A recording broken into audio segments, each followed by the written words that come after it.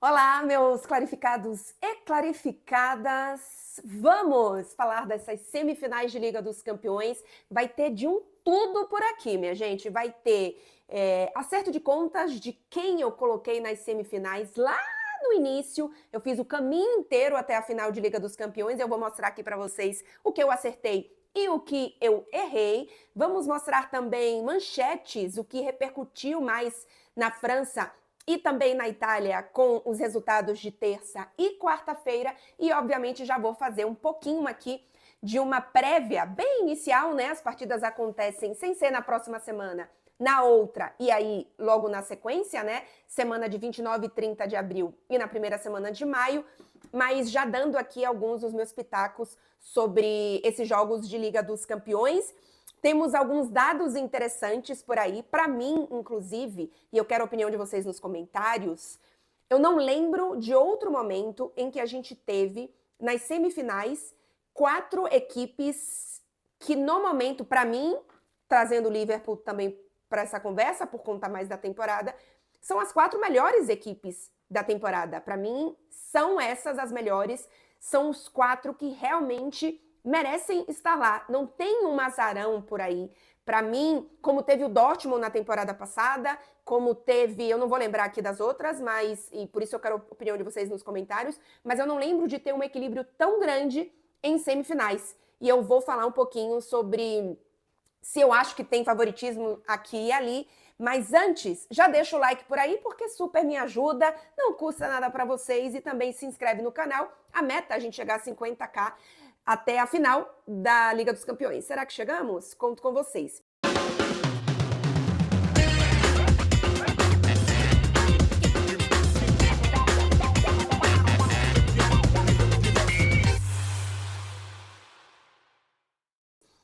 Hoje é quinta-feira que eu tô gravando esse vídeo. Normalmente eu gravo aqui nas quintas o Tudo às Claras, mas não tive tempo de abrir caixinha e de receber as perguntas de vocês. Amanhã tem um dia cheio, mas se a gente chegar, atenção, a 1000 likes neste vídeo, spoiler, não vai chegar, eu gravo vídeo respondendo perguntas de vocês nessa sexta-feira. Pra quem é torcedor do Bahia, vai ser difícil assistir o jogo dessa madrugada, começa às 2h30 da manhã por aqui contra o Cruzeiro. Eu trabalho amanhã de manhã, então dificilmente eu vou conseguir assistir essa partida, então não vou gravar Claramente Tricolor na sequência, mas eu prometo que na semana que vem, seja depois do jogo de meio de semana ou de final de semana, a gente grava, eu não lembro mais exatamente as datas, eu gravo um Claramente Tricolor, que essa semana realmente fiquei devendo, mas é por conta de Liga dos Campeões. Vou chegar pro lado aqui pra gente trazer primeiro a capa do L'Equipe de quarta-feira, ou seja, ontem, se você tá assistindo isso na quinta, com o resultado do PSG, que perdeu pro Aston Villa, mas classificou, e usa ali uma manchete em inglês, obviamente o jogo foi na Inglaterra, Happy End. No fim das contas, um happy end pro PSG, que perdeu o jogo, mas eliminou. Eu falei bastante vídeo aqui falando sobre esse jogo específico e continuo com a mesma pegada, tá? De que, já que perdeu, já que passou por tudo isso, que seja um jogo para tomar como lição. E acho que isso pode servir para o Barcelona também, que perdeu para o Dortmund, e pode fazer diferença nos jogos de semifinais. A gente já vai falar um pouquinho sobre isso. Destaque que o L'Equipe dá ali em cima, tá? Pro Mbappé, tá bem pequenininho, mas vocês devem estar vendo aí, Mbappé have de remontada. Ou seja, Mbappé sonho de virada, né? Obviamente, antes do resultado entre Real Madrid e Arsenal. Vamos agora para as capas de jornal de hoje, quinta-feira, começando pela capa La Gazzetta dello Sport, obviamente dando destaque aqui na verdade, a classificação da Internazionale, porque foi um empate, e coloca ali, amala, cuore Inter, ora il Barça, ou seja, ame, né, ame a Inter, e existe muito a história da pazza Inter, então que você tem que amar, a pazza é louca Inter, se fala muito, né, e eles usam aí o caso de cuore Inter, que é intercoração, não a Inter louca, mas a Inter coração, colocando realmente muito coração nesse jogo. Eu acho que teve uma atitude da Inter muito interessante nessa partida. Eu vou falar um pouquinho mais desse jogo já que foi ontem e não analisei. Não vou entrar tanto especificamente no jogo, porque eu sei que muita gente já analisou a partida, mas como obviamente acompanho o futebol italiano, não queria deixar passar sem falar nada sobre essa classificação da Inter. E ora o Barça, agora o Barça, né? Vem agora o Barcelona. E tem pequenininho ali. É engraçado o que a gente vê nas capas, né? Como cada um, obviamente, puxa para o seu país. Assim como a gente faz no Brasil e puxa pelos brasileiros, por alguma ligação que tenha com o Brasil. A Gazeta dello Sport puxa a eliminação do Real Madrid pelo Ancelotti, né? Tem uma foto ali do Ancelotti com o Mbappé e diz: Ancelotti é finita, l'Arsenal fa il bis. Ancelotti é o fim, o Arsenal faz o bis, porque venceu os 2 jogos, né? Mas é sempre legal trazer essas manchetes aqui, e eu sei que vocês gostam, porque mostra justamente a visão de cada país, né? E a visão da Itália vai ser pelo lado do Ancelotti, o italiano de destaque do Real Madrid, assim como na capa do L'Equipe, o destaque, a cara da derrota é o Mbappé. E aí tem escrito ali, rendezvous raté, que rendezvous é encontro perdido, né? Encontro fracassado, que foi o que aconteceu com o Real Madrid diante do Arsenal. E tem ali, pequenininho, vocês não vão dar para ler, mas eu falo para vocês, tem ali, desilusão para Kylian Mbappé. Ou seja, a imprensa francesa puxa, obviamente, pelo lado do Mbappé. Essa é a capa desta quinta-feira do L'Equipe. Muito bem, capas mostradas. Vamos falar um pouquinho da projeção para essas partidas. Eu queria falar... Vou começar pela Inter, que vai enfrentar o Barcelona, porque não analisei o resultado da Inter. Para mim, a Inter iria passar contra o Bayern de Munique, já já a gente vai ver a minha prestação de contas. É uma equipe que, em comparação à da temporada passada, eu acho que ela tem um pouco menos de individualidade do Lautaro Martinez e do Thuram. Acho que a dupla na temporada passada viveu talvez o seu auge como, não indivíduos, porque são 2, mas como dupla talvez tenham vivido o seu auge. Nessa temporada, o Lautaro Martinez, inclusive, começou a temporada mais devagar, teve um momentinho de ato ali também, no meio deste momento, até o que a gente tem, então, de temporada, mas a reta final agora do Lautaro Martinez é muito forte. O Lautaro Martinez fez gol nos 2 jogos de quarta de final, é um jogador que tem sido também mais decisivo nos últimos jogos de campeonato italiano, então é um jogador que está crescendo no momento certo. Então vamos ver o quanto que esse Lautaro, que é o capitão da Inter e que, na minha opinião, tem colocado uma liderança absurda nessa Internazionale, como é que vai lidar com isso. Foi uma Inter que, mais uma vez, mostrou toda a sua tranquilidade em ser atacada, em administrar qualquer tipo de pressão, e quando eu digo de pressão, é pressão futebolística mesmo, tá? Porque jogava em casa. Mas a Inter, ela não se incomoda de defender, ela não tá nem aí se ela vai ter posse de bola, se ela não vai ter posse de bola, se ela, em vez de sair jogando com a bola, ela vai dar um chutão, que na verdade é um lançamento, e vai fazer ligação direta, ela não se incomoda em fazer isso. E é muito, muito bem treinada. Gente, o trabalho do Inzaghi, assim, é espetacular. E eu já falei isso aqui outras vezes em outros vídeos. No início do trabalho do Inzaghi, logo que ele chegou, ele faz já um bom trabalho, mas é um trabalho de continuidade do coach. E eu tinha a impressão, e eu falei isso aqui em alguns vídeos, de que o Inzaghi era um bom técnico de manutenção, mas ele foi muito além, O trabalho tático dessa Inter é incrível, A capacidade que ela tem de movimentação dos seus jogadores em várias posições é incrível, e talvez o símbolo disso seja o Bastoni. Não sei se existe, neste momento, um zagueiro melhor do que o Bastoni na temporada. Há muito tempo, na verdade, ele está, para mim, entre top 3 zagueiros do mundo, e hoje não sei se tem um zagueiro melhor do que o Bastoni. É um zagueiro que funciona, obviamente, ali na defesa 3 da Inter, mas que vira ala, que também é passador, que tem lançamentos, visão de jogo. É incrível, é uma Inter que consegue compensar esses momentos, por exemplo, do Bastoni, com um dos jogadores de meio campo voltando para fazer a linha de 3. Tem uma verticalidade e uma velocidade para os contra-ataques quando precisa, que é incrível. E eu acho que é uma Inter que sabe administrar momentos diferentes e situações diferentes de partida. Então, é uma Inter que, por exemplo, quando sofre o primeiro gol do Bayern de Munique, ela não fica tensa, ela não se joga de jeito errado, ela apenas faz, ok, agora eu preciso fazer outra coisa do que eu estava fazendo.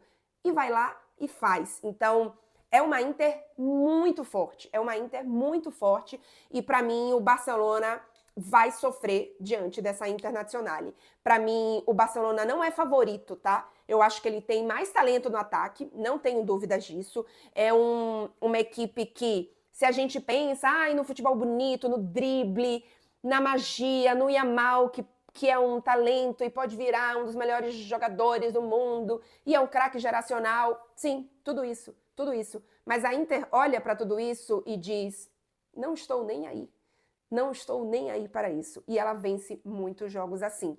Então, para mim, não tem favorito. O Barcelona, inclusive, poderia pensar, ok, decido em casa, então isso pode me garantir um favoritismo, além de eu ser a melhor equipe da Europa. Não define em casa. Quem define em casa é a Inter. A Inter não vai se assustar porque o Barcelona tem tantos gols, porque o Barcelona tem o Yamal, porque o Barcelona tem o Rafinha. Não vai se assustar com isso. Então, para mim, é 50-50 e talvez, assim, para o Barcelona era muito melhor ter enfrentado o Bayern de Munique. É uma equipe que dá muito mais espaços, que tem momentos que o Barcelona teria contra-ataque. Essa Inter não vai dar contra-ataque para o Barcelona, não vai dar espaço. A sensação é que tá tudo muito bem acertado. Então, vai ser jogo complicadíssimo para o Barcelona. Eu peguei aqui uma comparação entre Inter e Barcelona na Liga dos Campeões, tá? Os dois fizeram 12 jogos, né? Inclusive, dos 4 que a gente tem nas semifinais, nós temos o segundo, o terceiro e o quarto colocado na fase de Liga, Barcelona, Inter e Arsenal, e o PSG, que foi quem tirou o Liverpool, que foi o primeiro colocado da fase de Liga. Para mim, repito, junto com o Liverpool, são as 4 melhores equipes da temporada. Há muito tempo eu acho que isso não acontecia, gente. Há muito tempo eu acho que isso não acontecia. A gente muitas vezes tinha um grande favorito, por exemplo, o City, ainda que não tenha ganhado, durante pelo menos ali 2 ou 3 temporadas, ele foi o favorito para vencer.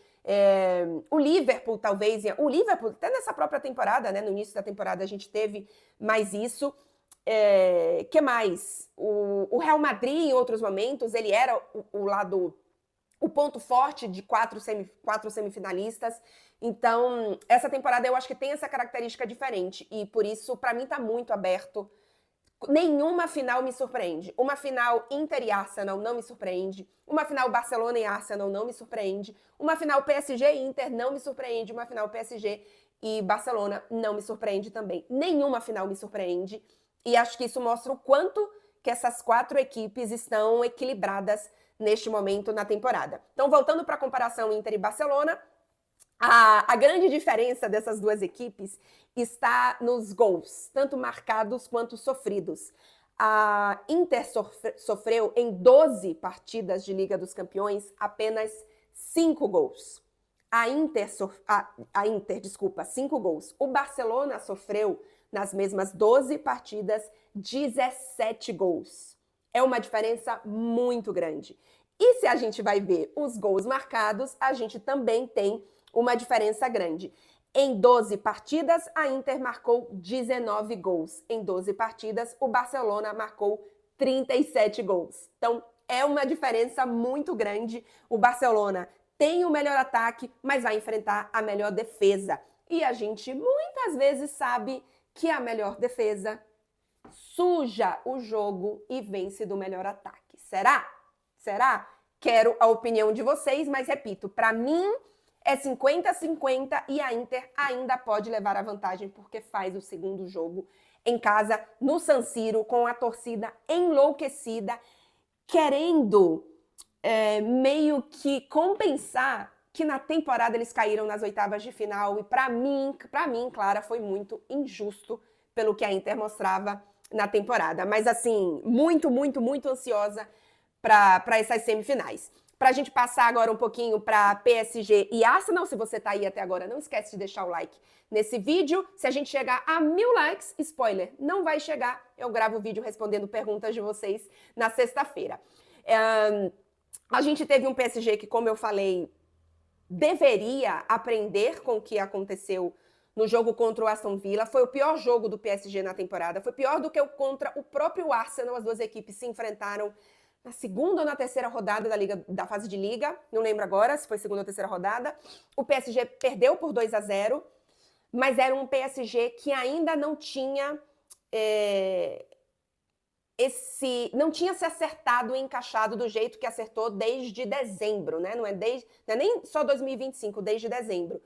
Nas últimas 31 partidas, o PSG tem 2 derrotas, 1-0 contra o Liverpool, que é uma derrota, mas que o PSG jogou muito melhor, e essa derrota para o Aston Villa agora 3-2.